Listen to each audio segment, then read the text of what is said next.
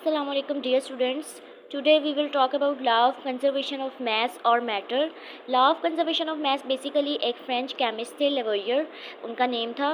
उन्होंने 1785 में इसको प्रेजेंट किया था. अकॉर्डिंग टू दिस लॉ लेवोयर कहते थे कि जो केमिकल रिएक्शन है जब वो टेक प्लेस करता है तो उसमें जो मैस पार्टिसिपेट कर रहा होता है, इट मीन्स कि जो रिएक्टेंट्स उसमें पार्टिसिपेट कर रहे होते हैं ना तो वो डिस्ट्रॉय होते हैं और ना ही वो क्रिएट होते हैं. मीन्स कि ना ही उसमें कोई एक्स्ट्रा मैस जो है वो क्रिएट होता है और ना ही जो ऑलरेडी मैस प्रेजेंट है उसमें से कुछ लॉस होगा. ठीक है, मीन्स के जितने अमाउंट ऑफ रिएक्टेंट आपके पास उसमें पार्टिसिपेट कर रही है उसके जो प्रोडक्ट्स होंगे वो भी उससे रिलेटेड ही होंगे और उतने ही होंगे, उतनी अमाउंट में ही होंगे. ठीक है, ऐसा नहीं है कि अगर 195 मोल जो है वो कोई रिएक्टेंट्स आपके पास प्रेजेंट है जो केमिकल रिएक्शन में टेक प्लेस कर रहे हैं तो वो जब प्रोडक्ट्स आएंगे तो प्रोडक्ट्स आपके पास 85 मोल होंगे या 200 मोल हो जाएंगे. नहीं, बल्कि आपके पास अगर रिएक्टेंट्स 195 मोल आ रहे हैं तो आपके पास जो प्रोडक्ट्स होंगे वो भी 195 मोल के राउंड अबाउट ही होंगे. ठीक है, ना ही वो मैस उसका चेंज होगा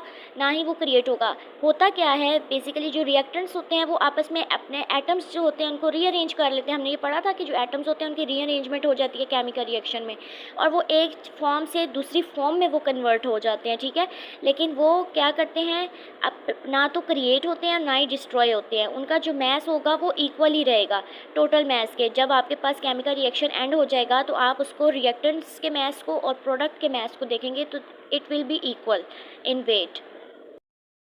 अब इस law of conservation of mass को हम एक्टिविटी के अकॉर्डिंग देखते हैं. एक्टिविटी 6.3, इसमें हमारे पास जो मटेरियल रिक्वायर्ड है वो क्या है, कॉनिकल फ्लास्क लेंगे, हम वेट बैलेंस लेंगे जिससे हम वेट मेजर करेंगे. हमने लिया सोडियम क्लोराइड का सोल्यूशन. सोडियम क्लोराइड का सोल्यूशन मतलब है जो हमारे पास कॉमन साल्ट है, टेबल साल्ट NaCl, हम उसको वाटर में मिक्स करके मिक्सचर बना लेंगे. ठीक है, उसका एक सोल्यूशन बना लेंगे. इस तरह सिल्वर नाइट्रेट है हमारे पास, हम सिल्वर नाइट्रेट का भी एक्वा सोल्यूशन लेंगे, उसे भी हमने पानी में मिक्स किया हुआ है और हमें चाहिए होगी टेस्ट ट्यूब. ठीक है, हम क्या करेंगे, हम small amount of sodium chloride solution जो हमने पानी में मिक्स किया हुआ है नमक, हम उसको फ्लास्क में डालेंगे और जो सिल्वर नाइट्रेट का एक्वा सोल्यूशन है हमारे पास हम उसको टेस्ट ट्यूब में डालेंगे.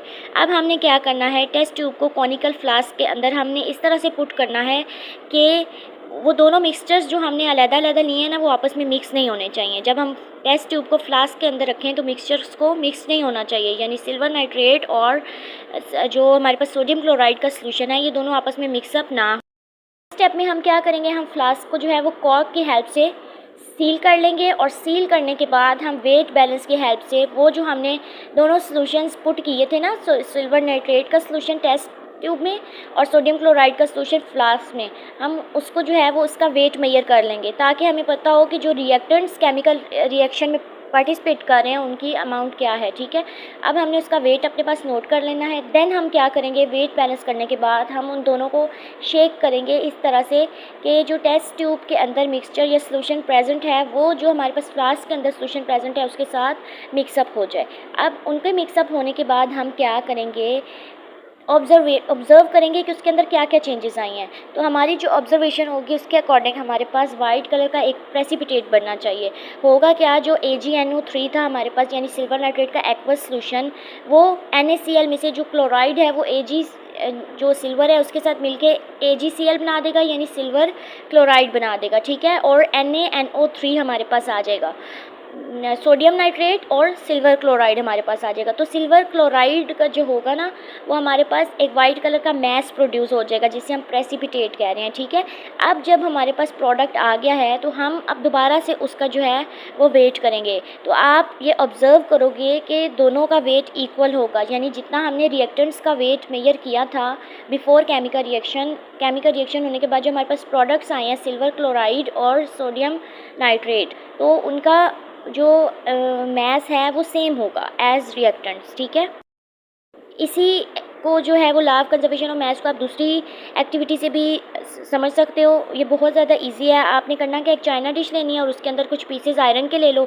आयरन के पीसेस लेने के बाद आप उनका वेट कर लो. ठीक है, चाइना डिश के साथ ही उसका वेट करना है.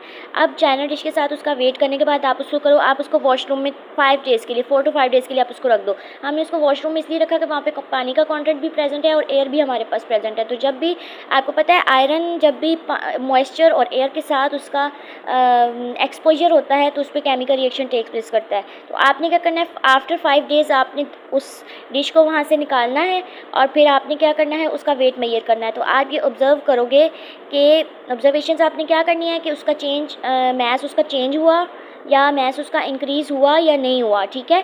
तो हमारे पास होना क्या चाहिए, लॉ ऑफ कंजर्वेशन के अकॉर्डिंग जितना मैस जो था वो केमिकल रिएक्शन से पहले था उतना ही मैस हमारे पास होना चाहिए, ठीक है। ये आपने एक्टिविटी करनी है और फिर इसका रिजल्ट मुझे बताना है।